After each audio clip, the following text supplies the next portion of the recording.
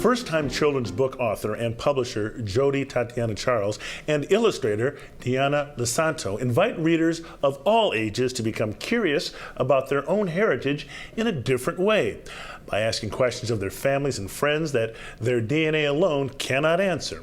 In their new book, It's Just a Rug. In the book, three friends, Dalir, a Persian boy, Zazu, a Haitian girl, and Bertie, a redheaded Italian boy, learn what helps make each of them unique and how their different heritages play a role in understanding their values and traditions. Charles, a first-generation Haitian American who was born in Brooklyn, New York, and raised in Brockton, Massachusetts, credits her strong family roots and cultural pride to her parents and grandmother, who celebrated their heritage through daily language, food, music, and special traditions. We now welcome children's book author Jodi-Tatiana Charles. Welcome to Urban Update. Thank you so very much. Thank you for coming in here. Wow, this is really amazing. Talk to me a little bit about your background before we get started on your book. I understand you've had a lot of close friends growing up of different nationalities. It's the environment that you grew up in, and also you knew a lot about, I guess, embracing stories and at a very early age. Yeah, growing up, I'm first generation born here, and growing up, my father and my mother always instilled in me that the best way to learn about anyone was to basically learn about their countries through them, learn about their languages, as well as you want to really embrace the foods that they're eating as well. So it was great because we had so many friends. I had friends that were from Cape Verde Islands. I had friends that were from Lithuania. I had friends that were obviously Haitian as myself, and we were learning so much from one another that we were constantly curious. I had my Brazilian friends. When you go to their houses and you see these different items in their house, are like, what does that mean? And so to learn from your own friends was so much more important than just to learn from a book.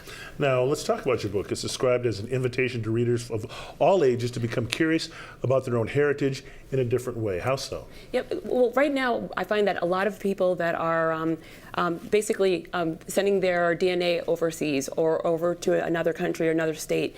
And it's really interesting because everyone's curious. Everyone's just dying to know a little bit more about themselves. And children are just curious every single day. It's very simple like that. And so it was really, really nice to actually start seeing how and learning from a lot of my friends where I want to know a little bit more about myself by going to visit another country, by going in to learn a different language. And it was really nice where they were giving me a lot of answers to a lot of questions that I had for myself. Are you hoping your book sort of acts as a bridge to bring cultures together? Absolutely. It's really been engaging. Just like yesterday, I was at the Cambridge Community Center, and I was reading to a bunch of children, and it was really nice to see 6 to 10-year-olds asking each other questions where they hadn't done before. They were just playing, but now because the story was actually opening the doorway to something that they had never done. Wow.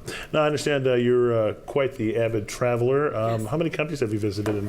24. And 24? 24 countries so far. Wow. So far. And how has that just impacted you? So one of the things that whenever I go to any country, number one things, I always go to the museums because you want to learn about the culture of the location. I always go to the churches. I want to learn about the different religions. Definitely the restaurants. The foods are just wonderful. My mom is a chef. I'll come home with different concepts and stories, and she'll actually recreate it in the house. And so it's been really nice to actually be able to visit all these different places, learn about all these different people, but also come back home and recreate it for people here. Wow, how many? You can't name all 24, but give us a little taste here. So I went to school in Russia. I went to school in Korea. I've gone to, Japan, Africa, Australia. I've been to every continent but one, Antarctica, and Antarctica is the one that I'm trying really hard to get to soon. Okay. Talk to me about, I guess, how did you hook up with the book's illustrator, Diana Lisanto, and Tell me a little bit about her. Diana she's just phenomenal in every single way. I actually met her through a friend, and she is a illustrator and she is a UX designer. Her personality we meshed very, very well. She's first generation Italian, and she really, I would give her the script and I would give her the scenario, and every single time she'd send me a page, it literally was like she popped into my mind.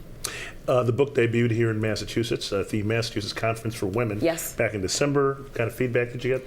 It's been so surprising and so humbling in so many different ways, where I have individuals that are of other ethnicities. I have individuals that are American. I have children from the ages 5 that are advanced readers. I have individuals that have kids that are 13, 14, 15-year-olds that are all just like saying, wow, this book was really needed, and we haven't had it in a library for quite some time or a bookstore. Yeah, I was going to say, it's just a rug. So you put an age on what it's best for? My target age was 6 to 8 years old, but I'm finding from 5 to 11 are enjoying it, as well as their parents. Why is this message so important to you, and do you think why do you think this message is needed now?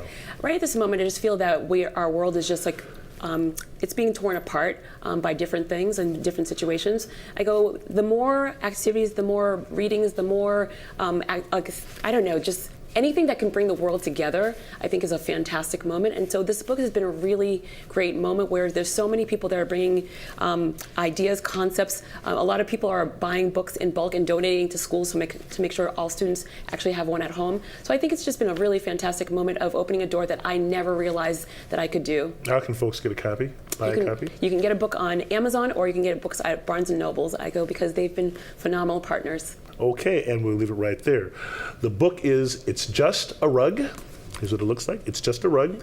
And the author is Jodi-Tatiana Charles. Thank you. Jodi, thanks for coming in, and good luck with the book. And wow, congratulations on having such an interesting life. Okay. Thank you so very much. Okay, well, that's it for this edition of Urban Update. I'm Byron Barnett. For all of us here at Urban Update, have a great Sunday, everyone.